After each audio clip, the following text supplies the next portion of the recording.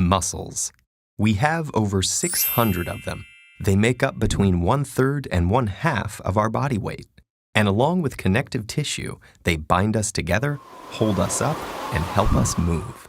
And whether or not bodybuilding is your hobby, muscles need your constant attention because the way you treat them on a daily basis determines whether they will wither or grow. Say you're standing in front of a door, ready to pull it open. Your brain and muscles are perfectly poised to help you achieve this goal. First, your brain sends a signal to motor neurons inside your arm. When they receive this message, they fire, causing muscles to contract and relax, which pull on the bones in your arm and generate the needed movement. The bigger the challenge becomes, the bigger the brain's signal grows, and the more motor units it rallies to help you achieve your task. But what if the door is made of solid iron? At this point, your arm muscles alone won't be able to generate enough tension to pull it open, so your brain appeals to other muscles for help. You plant your feet, tighten your belly, and tense your back, generating enough force to yank it open. Your nervous system has just leveraged the resources you already have, other muscles, to meet the demand. While all this is happening, your muscle fibers undergo another kind of cellular change. As you expose them to stress, they experience microscopic damage, which in this context is a good thing.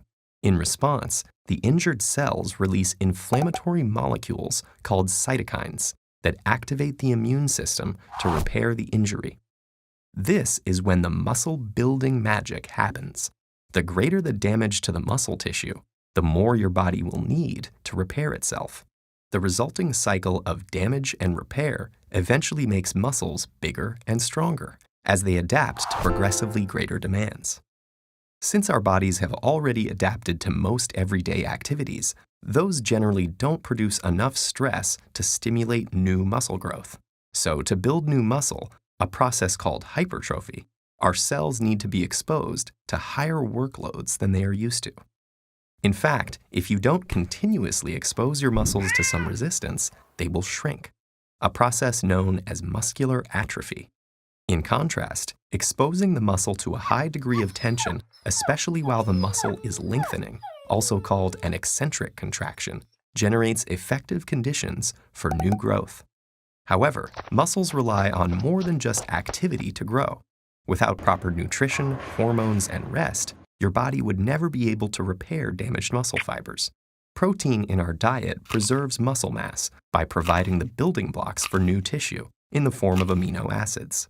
Adequate protein intake, along with naturally occurring hormones like insulin-like growth factor and testosterone, help shift the body into a state where tissue is repaired and grown. This vital repair process mainly occurs when we're resting, especially at night while sleeping.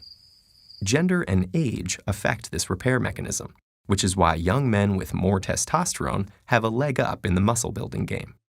Genetic factors also play a role in one's ability to grow muscle.